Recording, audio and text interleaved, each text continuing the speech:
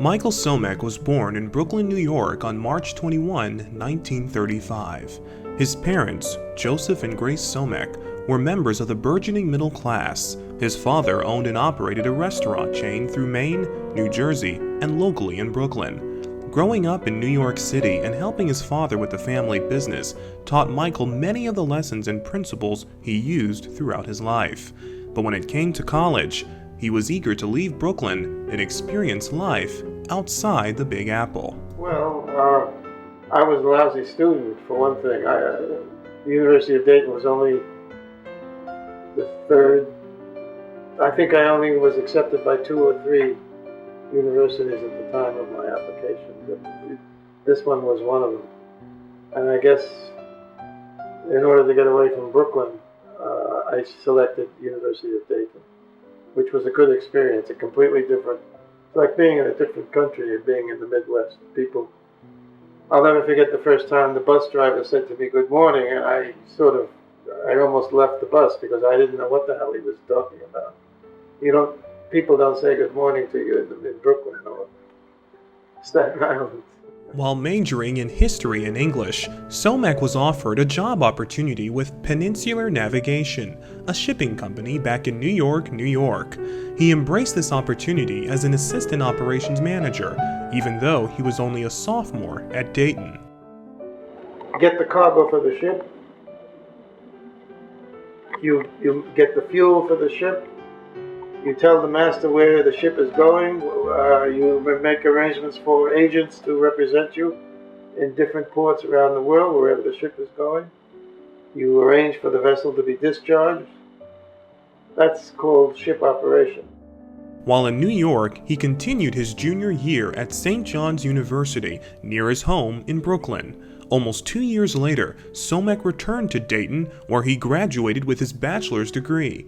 But it was in shipping that Someck decided to begin his career. It was international, it was fun. I had gone to sea between my high school senior year and my freshman year at university, my freshman year and sophomore year at university, and a few other occasions, and I had sailed to places like Yugoslavia, Algeria, Haiti, and Dominican Republic, Venezuela. After spending nearly 6 years working for a variety of shipping organizations, Someck joined Graceline Incorporated in May of 1966. There, he operated major ships as they transported war materials to Vietnam. But after only 4 years with Graceline, the company was sold, and Someck, like many others, was let go.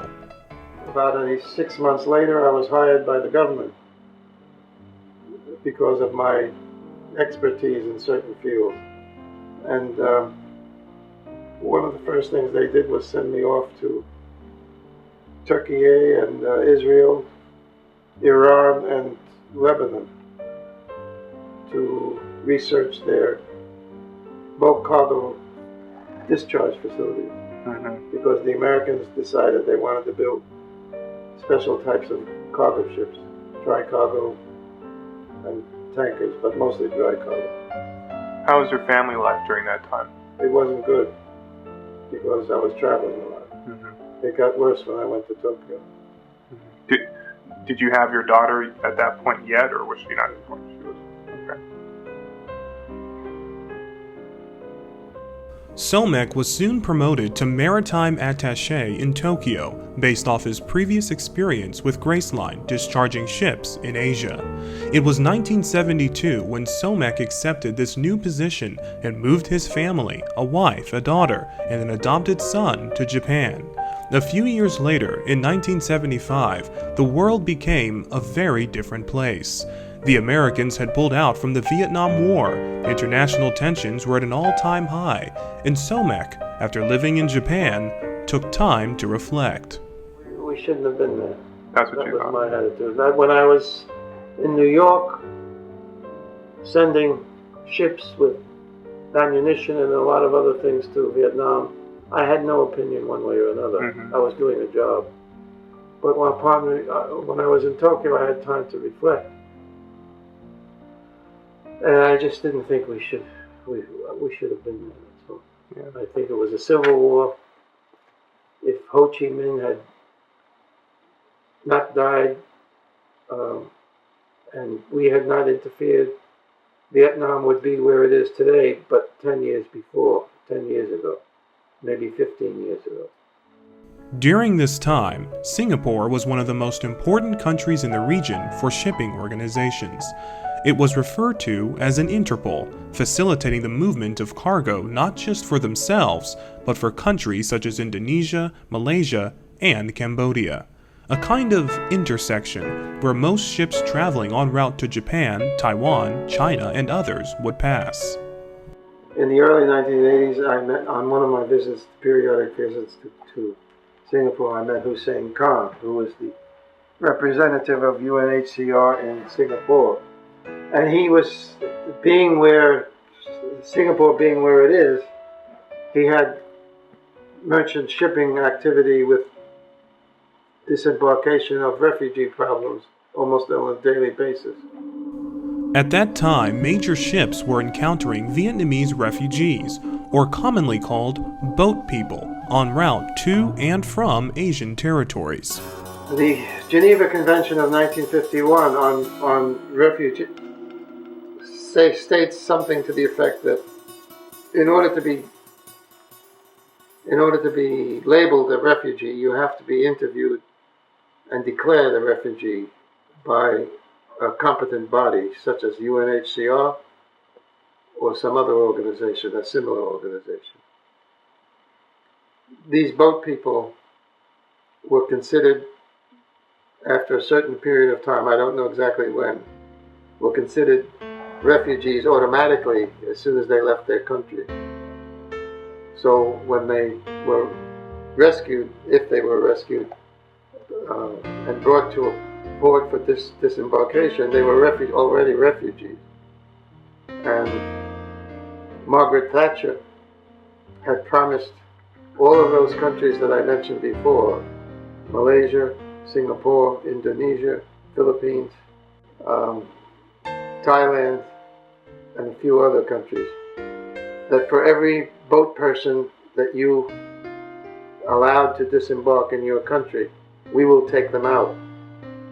If you disembark one, we'll take out one. If you disembark 40, we'll take out 40. Didn't happen that way. It wasn't long before shipping organizations were accepting hundreds of thousands of people, and countries were finding it increasingly difficult to accept these refugees.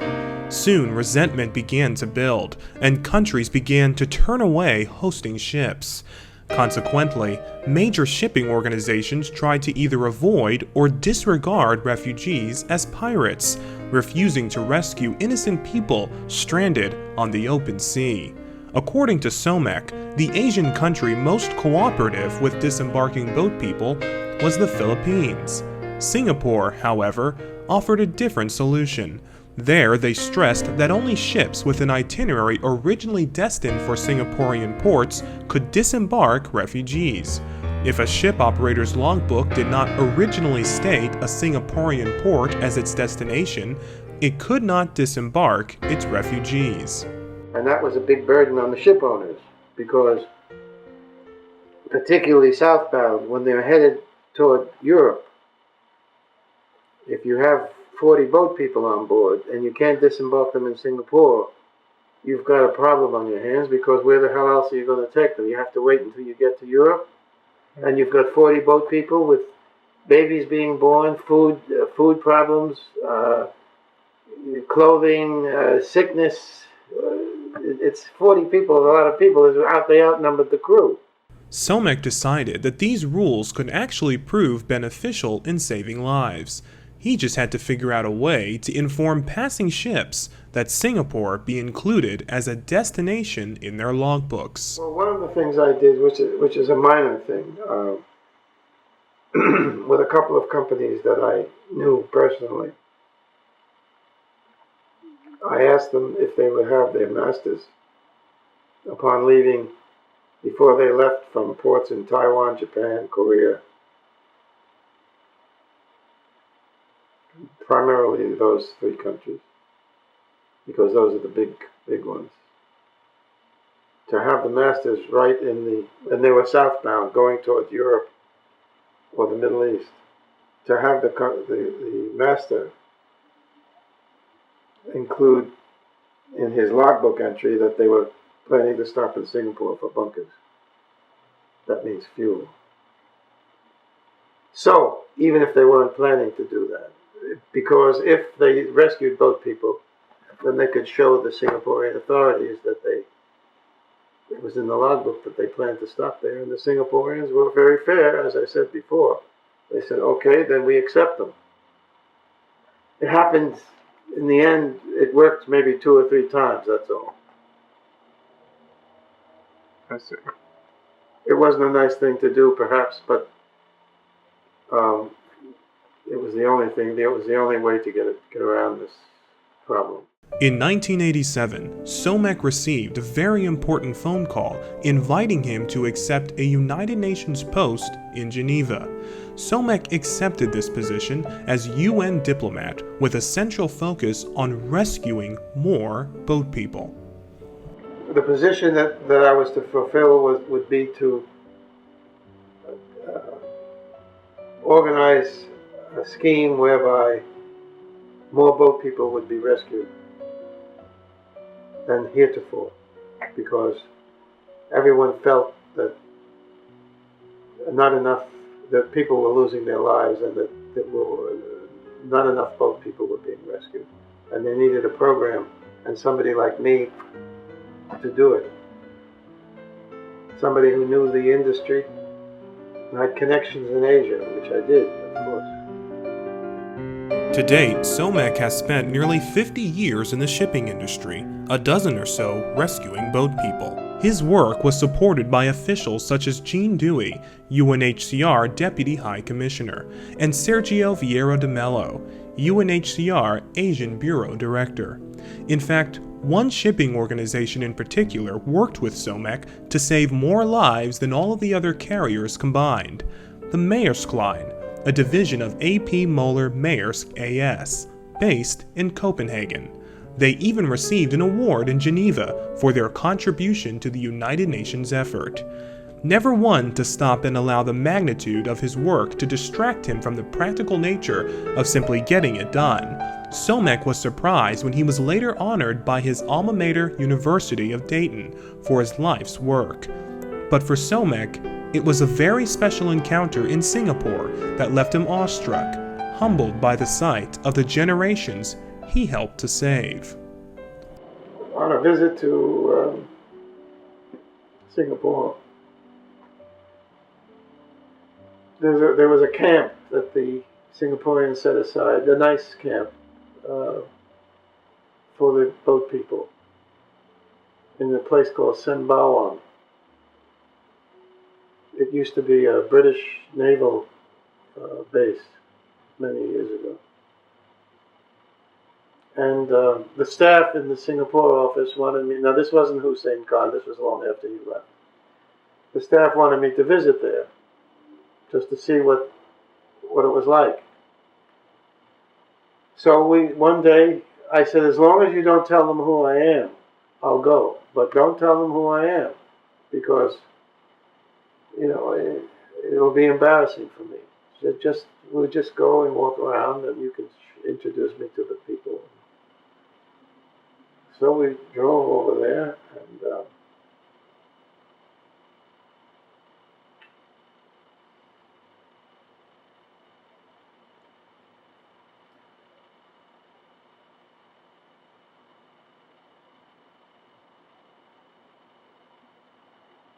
there are about 30 children.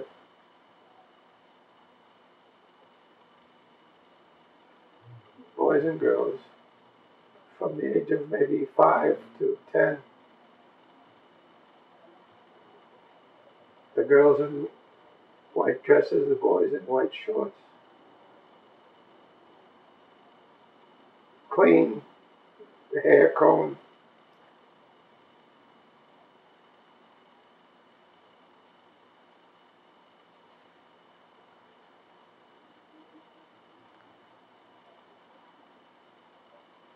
With flowers.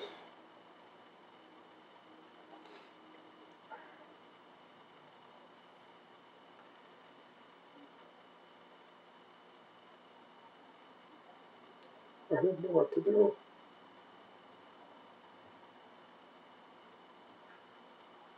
The staff had double-crossed me. They told them who I was, and so the Vietnamese, decided to do something to thank me.